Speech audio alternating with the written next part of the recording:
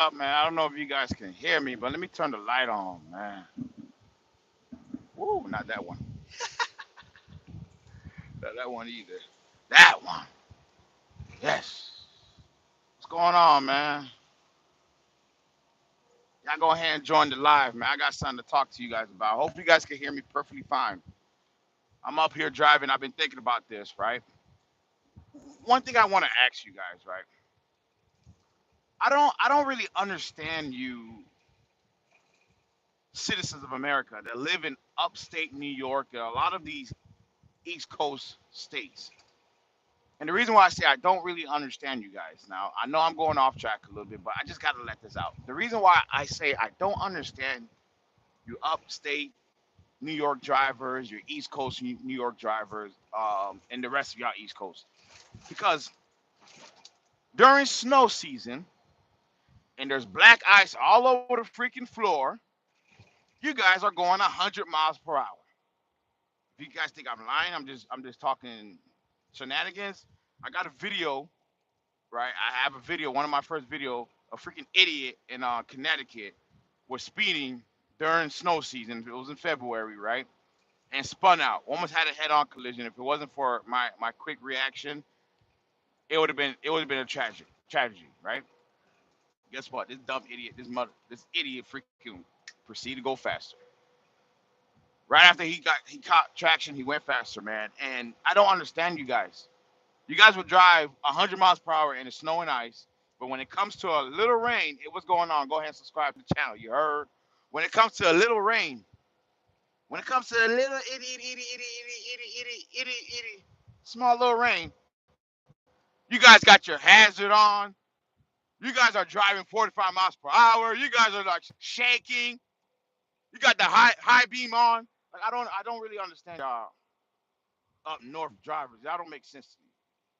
I don't know. Maybe because I'm in an area where it rains a lot. Maybe I don't know. But anyways, I wanted to make a video, right? And I thought to myself, what's better than doing a live where I could talk and talk about. Sorry. I might be losing connection here time to time. Service not really good up here. But I wanted to talk about how to be a successful owner operator in 2024. And actually, this can be used in 2025, 26, 27, whatever. So I want to go ahead. Thanks for the light, man. Man, what's up? You guys are up early. What y'all doing up this early? Don't tell me y'all about to get off of work. But anyways, I just wanted to touch on. Hold up, you guys. I got this truck. I'm gonna read what you just wrote. But I just want to touch on how to become a successful truck driver, owner operator. Now, if you don't know what an owner operator is, this is a person that owns his own trucks and he operates it. Simple as that, right? Just got off. All right, man. I know you happy. Let me see. You just got off. What's going on? What the hell is this? What the hell is this? I don't know. You ask YouTube why I'm on your feed. You got one view. Who talking to? Just got off. Bruh, hi. Oh, what's going on, man? Thank you. Thank you for the one view that I was just talking to. Now we at 30, 34 viewers. So I don't know what you're talking about. Anyways, I wanted to touch on. We're talking about trucking. We're talking about the trucking industry, right? What's going on, man? You support the Second Amendment. What do you carry? What do I carry? You already know what I carry, man. Of course, I support the Second Amendment, the right to bear arms. Man, I got friends of mine that you're getting me off topic, Nico. You're getting me off topic, Nico. But I got friends of mine that they got AR-15s. Had the Draco when it first came out when it was like $600 to $800, some $1,000. Got a AK-47. AK-47. He got the Glock. What else he got? Man, he got a whole arsenal of weapons, man. I'm sorry. You good? You good, man? You good? You good? Which gang? Which gang are you from? Why would I look like I'm from a gang? You must be not from this country. Why do I look like I'm in the gang? Because I'm black and I got a blue light on? Like, come on now. I just like the color blue. And it's dark. I want you guys to see me, but I don't want a bright white light. No pun intended. I'm just joking. In my face. You know what I'm saying? No diddy. Chill. But listen, yo, let's get to the topic, man. So, how to become a successful owner operator? Now, first, if you don't know how to be an owner operator, you love girls. I would answer that, but we're in a day and age where the curiosity gets you paid. So I'll let you figure that out. How about you tell me what I like? Tell the chat, tell everybody else what I like, and then we can start a whole propaganda. This is what broker talks like, and people are gonna go crazy. We're gonna go viral. I'm gonna make some money, and then eventually 6, maybe 12 months, I'll reveal what I like. But until then, I'm gonna ride a wave. You hear me? No pun intended. No diddy. But listen. So how to be successful? If you don't know how to be an owner operator, I just explained it earlier in the video. But basically, you get the LLC, MC number, DOT, all that good stuff, blah, blah, blah, blah. You get insurance, you get it activated, boom, you are an owner operator. Now, I'm not talking about lease drivers. That's not what I'm talking about. Okay, we got an owner operator in the building. Hold up. I'm an owner operator for a pit crusher, and I get paid top 27 an hour. Overtime is a big add up, and I get paid every week. I make figures. Cool. Do you want to hear a real crappy story? Let me explain this story and I'll hear the crappy story. Yeah, that was up though. I'm the owner operator. I did a pit crusher. You're home every week. You're doing what you love, and hey, this is mainly about over the road. Now you can be owner operated at home. You know what I mean? Uh, but some of some of the steps that you want to take before you become an owner operator is first and foremost, number one is to get experience. Now, experience is not just 6 months. I've seen guys that got 6 months, 10 months, became a lease owner operator, not a owner operator, a lease owner operator. Two different. The difference between a lease and an actual owner operator, you're leasing your equipment from a company that's going to charge you 12 to 14, maybe 1,800. Some, if you go up to Chicago, might charge 2,000 a week, right, to lease their truck. Owner operator, you have your own truck. Either you went from Lone Mountain, you went through your own bank, you bought it cash, whatever. That's the two different. You own your own truck. You're not leasing your truck, right? I mean, you're not leasing a truck. This guy talking about he clacked my cheeks. I was naked. Okay. Yeah, you gotta do a little something better than that.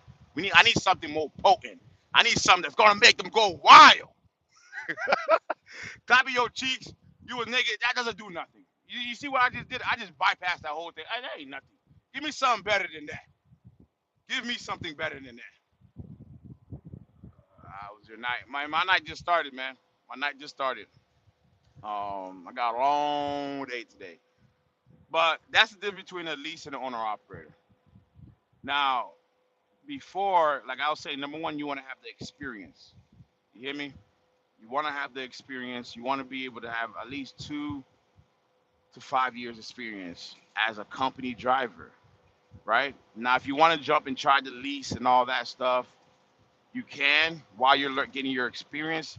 Leasing will just show you how to handle your bills. Leasing will show you how to calculate your miles when it comes to how many fuel you need or what you got to do. Leasing will show you how to understand the cost per operation of your truck. If you don't know what is the cost per operation, it's basically knowing how much money does it cost you to run your truck and to be able to pay it off or pay it every month. So when you get that number, your cost of operation, let's say your cost of operation is $2 per mile. Now you use that number, right? You use your $2 per mile. Now, if you want to know how you add up and do all that, maybe I'll do a video separately about that. But now you get the $2 per mile, right? I know that it cost me $2 just to run my truck and pay my bills, and I make no profit. So if you get a load, right? You got a broker say he got some load for you. He wants you to pick up from point A to point B, and he tells you he's only paying $1.90 for the run. You know automatically, hey, listen, it cost me $2 to run this truck, right? It cost me $2 to run this truck. I can't take this load for $1.90. Now, of course, you're not going to tell the broker, hey, man, it cost me $2 to run my truck. I can't take this load, man. You got to do a little better than that. The broker's going to come back and send you an email or give you a call back. Say, all right, I'll give you $2.01. You feel me? But just pay attention. Keep up with me. Hold up. By the way, I have a. Okay, yeah, keep typing. Okay. So now you know your cost of operation. You know the broker tells you, hey, we'll give you $1.90 per mile. You already know that, hey, if you run this truck for that $1.90 per mile, you are going to be in a negative. You're going to be in the hole. Now, of course, let's say you run this truck's $1.90 per mile. You're only going 200, 300 miles up to get a load that's going to run you $4 a mile. We're just using the numbers. Then that might be a sacrifice you might make. But we just keep it on that idea that your cost of operation is $2 per mile. So you this is all the stuff that lease companies will teach you. I never lease. You can also learn about this online and all that good stuff, right? But that's what leasing a truck really does. You're not gonna really make the big bucks leasing a truck. Not in this market. You're not really gonna make the big bucks. But it does teach you the business side of trucking, not just the waking up after your 10-hour break and driving 200 miles, 300 miles, and getting there on time, and you don't have to worry about swiping your own credit card for fuel. No, no, no. Lease to show you the business, right? So get your experience. That's number one. You want to get your experience. Now, while you're getting your experience, either you're a company driver, um, you're a lease driver. Also, another part of the experience, you get to learn your routes. You get to learn the regions of the United States. You get to learn what kind of equipment you might want to run, either as a flatbed, reefer, dry van, tanker, hazmat. Oversized loads. Man, there's so much. Maybe you want to haul animals. You know, there's so much things that you could do, right? And this is all tied into your experience, right? Now, once you get your experience, once you feel a lot more comfortable, right? Once you feel a lot more, you understand the business side of trucking. You already got the down pack, the driving, um, understanding your clock, your ELD, and all that stuff. Now you kind of understand the business side of trucking. You know how much it's going to take to run your truck. You know the fuel you spend, all that good stuff, right? While you're doing that, you want to make sure your overhead. That's number two.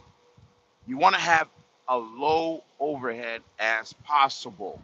Now, what do you mean by overhead? This is a personal financial situation. Just like the cost of operating your truck, what I was speaking about earlier, every truck is different. Everybody's truck is different because one person might have a paid truck and another person might still have to pay $280,000 on his truck. So his cost of operation is going to be a lot more different than the guy that got a paid truck, right? It's the same thing with the overhead. Your cost of I just lost my train of thought. You got to lower your costs, right? Your overhead costs. What does that mean? Your bills, right? If you got a car note, you got a mortgage, you got all these subscriptions and streaming platforms, and you spend $1,400 a week on food, right? Because you go out and you do Uber Eats. Let's say not 1,400. Let's say you spend $400 to $500 a week just on food because you're doing Uber Eats and you're doing DoorDash and you're going to Hibachi and all this stuff. These are your overhead, right? You have to identify what are essential and what's not essential. Of course, if you need a car, it's essential. But if you could get a cash car, meaning if you could trade your car in and get a cash car where you don't have to make no monthly payment, that's better. Okay? Your rent. That's essential. You need someone to lay your head, or if you have a mortgage, it's essential. If you have a family, groceries, stuff like that, it's essential. Now, streaming platforms, streaming services, you don't need it. You really don't need it. All the free stuff that you got on YouTube, you really don't need it, right? So you want to make sure your overhead, your cost operation, your overhead personally, right, is extremely low as you can get it. If you owe money on credit cards, pay off your credit cards first before you even think about being an owner operator. Pay your credit cards first, get your credit score up there, be able to get your own personal credit card. You can also get trucking business credit cards. I think X Fuel, stuff like that. I had a couple. When I had the freight brokerage, I had a couple, but I really never used it, right? Um, but you can also get business credit, get your credit card, and then you're set to go. But you got to pay off your credit card, pay off all your debts. If you owe medical bills and whatever, you want to have zero debts before you become an owner operator. Now, of course, if you have student loans, that's something different. But we're talking about the debts that you can eliminate, like your medical. If you owe money on your phone bill or whatnot, credit cards. These are stuff that you can always fix, right? So you want to have to get the experience. While you're getting the experience, number two, you want to have make sure your cost of operation, right, it's extremely low. Your personal cost of operation or your overhead cost is extremely low as you can. Now, once you get that down, number three is you want to save up from 15 to $20,000, $30,000 if you can do it. Save up as much as you can before you get in the game because you want to have enough money to put down for your truck, right? If you go through a bank, and I'd rather you go through a bank than go to Lone Mountain. So go through Ryder. Like I went through Ryder and they ran my credit score. At the time, I had a very bad credit score, but they ran my credit score 7 times. I am still waiting to this day for them to remove that from my credit score you know, even though I put disputes and I told him, hey, I told the guy he can only run it 1 time, he did it 7 times, whatever. So they ran my credit score 7 times and still was trying to put me in a bad situation with a truck they had in Oregon. But that's a long story. You guys can watch my videos. If you guys see my videos, I have a lot of videos of around the time when I was purchasing the truck, right? Um, but you want to go through your own personal bank if you can. So that's why it's very vital and important to get your credit score up. Also, while you're doing your experience, get an LLC, get a business bank, put all your money into that account, right? Your business account, so you can start building, establishing business credit with your LLC. Also, you want to get account with Quell.com and start ordering stuff, and be on a 30-day payment plan, to build your credit score, and that it helps out a lot. It helped me out a lot. I went from Quell to having a major bank business credit card, has money on it. It's great, and you want to do that. So by the time you are ready to get a truck, you are in the best financial situation you can be, right? Get your business credit card. You use your credit card to fill up. Of course, you don't get the perks and all that stuff. You might want to get one of these, pilot, whatever, But just hear me out. So you want to be able to do all that stuff, right? The first thing is your expense. I mean, no, your experience. Second spot, start. Number two will be your costs, right? Lower your costs, your overhead costs. Number three would be saving up, right? You want to save up I'll say from 15 to $30,000, because you want to be able to not only put money down on the truck, you want to be able to have emergency funds, so just in case your truck breaks down and it's a 5,000 cost, you can either pay it cash or you can either use your business credit card, right? So these are things you want, and also the funds that you're saving up is not just for your truck; it's also to help you your first 3 to 6 months, right? You already lower your overhead costs, right? Now you have X amount of grand that it's enough to get you a truck. It also has enough. It has 10,000 on the emergency fund, and also have a little bit of funds where you can survive the first 3 months, right? Because a lot of things you guys don't know, if you don't own a truck or you never lease, you don't get paid every week. You're the owner. So, all right, either you factor your lows after your PODs, you get a sign, you send it to the broker, and they factor it to you, or they'll send you. You take that same POD after it's signed. You go to your factoring company. They're gonna take 2 to 8, well, I mean percentage, right? Or you could wait 15 to 30 days to get your money. That's how it works. So you got to make sure that you are going to be in the best situation as possible when you become an owner operator. Now, once you save your money up, you did all that, you're looking good. Now remember, this is where the experience is coming in. 2 to 3 years now. Once you save your money up, you did all that, you're looking good, and you're ready to go get your truck, right? You want to go through number 4. You want to go through your own personal bank, right? Your business bank. You want to go through them rather than going through a dealership like Select Truck or Ryder or Arrow. You want to go. You rather go through your bank because you have more options.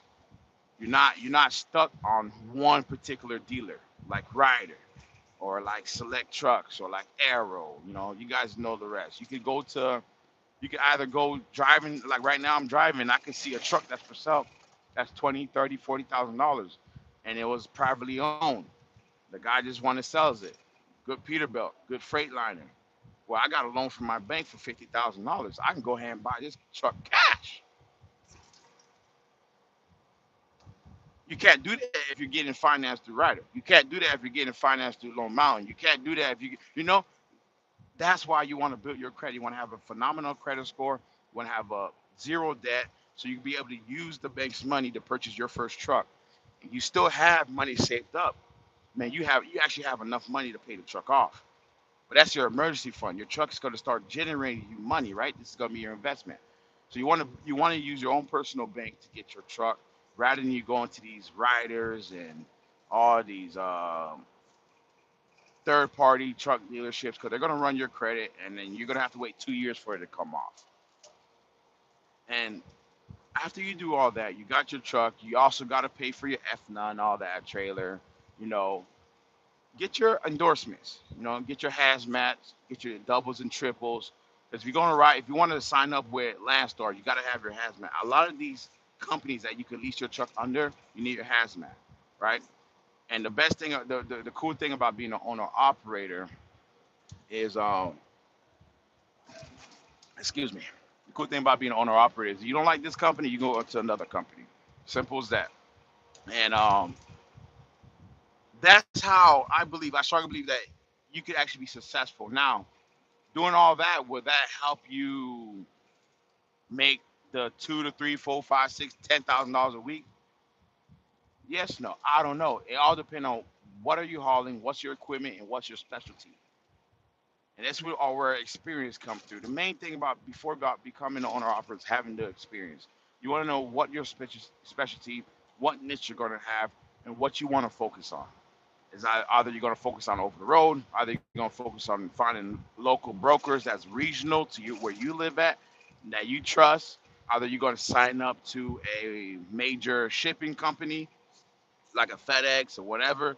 You got to understand your niche, what you're good at, and what you're trying to do.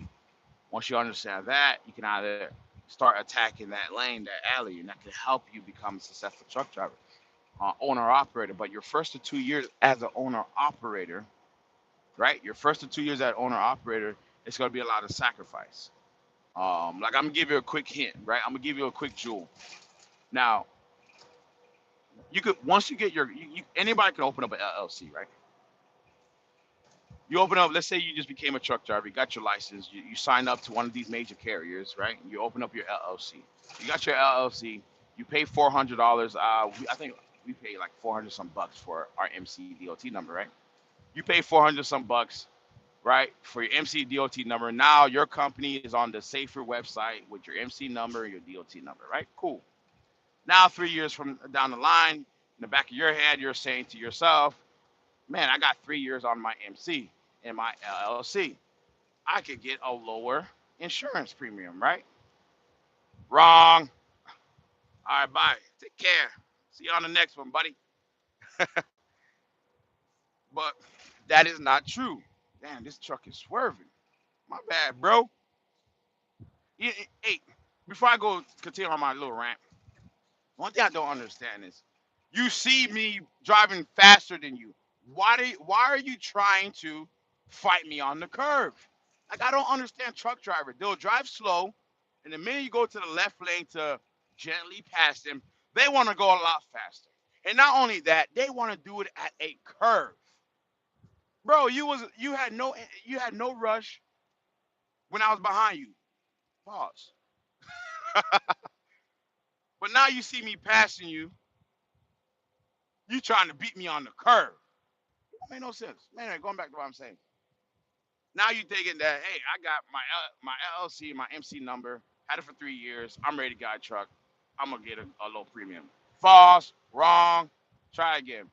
Your MC number and DOT number is not activating until the day you activate it with your insurance. The day you purchase insurance to cover your business. That's when the activation starts. I learned that by experience. Now, number two, when you're setting up your MC number, your DOT number on the website is very critical and vital for you to choose the right commodities. If you're one of those guys and you're looking at all the commodities on the list, and you're like, yeah, I'm a haul hazmat. Click that box. Oh yeah, I'm hauling home goods. Click that box. Oh yeah, I'm hauling water. Blah blah. You click all the boxes because you're a truck driver, right? You're a big time super trucker. You click all the boxes. You pay for your MC number, $400, $500. Now you go to the insurance company. You give them your MC number, and they see that you are a new company, right?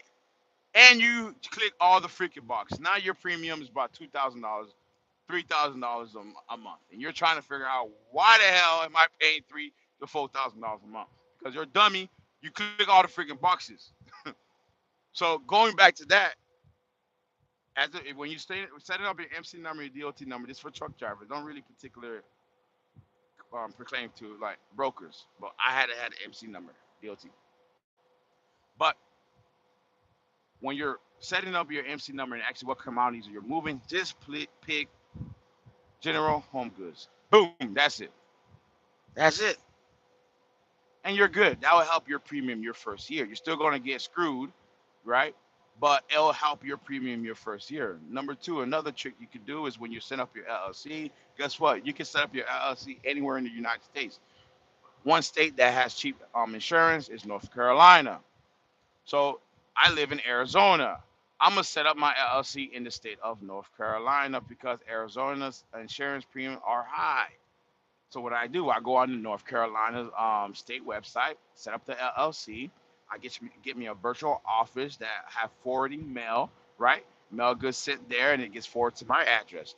I give me one of those. I also get me a registered agent in that state. Now I have a registered agent in that state. Guess what I can do? I can take that piece of paper, all of my information, go to the local bank in that state, open up a business account. Cool, we're good, right? Now when you sign up for insurance, you will have a better premium insurance starting off a little bit better than someone in Arizona. Okay. Now another trick you could do, but it's very tricky, it's very sketchy sometimes, is when you're working with your insurance broker or agent, right? That's helping you find insurance. Instead of you telling them that you're hauling general freight, you can just tell them that you're only hauling mail, letters. You're only hauling letters. So you go into the post office, you pick it up letters, and that's it. You'll get a better insurance rate than saying that you're hauling general freights. Now, once you get approved and you get insurance for hauling mail, guess what? There's no DOT officers going to go pop your trailer and to go check to see if you're hauling mail. They're not going to see, oh, you got insured just for mail. We got to see your trailer, see if you're hauling mail. No, they're going to see that you have $1 million coverage, blah, blah, blah, blah, blah. You're not going to, the insurance company are not going to send a specter to come through, pop up on you at the truck stop to make sure you're hauling mail. No, right? You only want to do this for the first 2 to 3 years, and then you can switch it over, right? Once you make a little money, you're comfortable, you're doing good, then you can switch it over. But here's the thing. You better not get in a freaking accident. Very, very know anything can happen on the road, but you also have to, as a truck driver, we have to be a defensive driver as well, meaning we have to drive for ourselves and the car in front of us, the car on the side of us, and the car behind us. So that's keeping a safe distance. You know, just look up this defensive driver, how to be a defensive driver. I gotta tell you guys all this stuff. But you better not get in an accident. That is the best advice I can say is to take your time. Enjoy the journey. Read books, watch operators, what did they did in the beginning when they started their trucking business or buying their truck, and what's one thing they wish they could change. Always ask these questions, write it in the book, take the notes, learn, right? Learn from these guys because you can learn a lot from someone at a truck stop if this is what you want to do, if you intend to be a truck driver for the next 5 to 10, 20, 30 years. You know, you might as well study now. Hopefully that answer a lot of people's questions. Hopefully people can learn something from this little stream I just did. I appreciate you guys for rocking with me. Thank you for the love. Thank you for the follows. I'm gonna start putting up more videos, but I see the live stream more popping. You know what I'm saying? But I appreciate it. You guys have a good one. I'm out.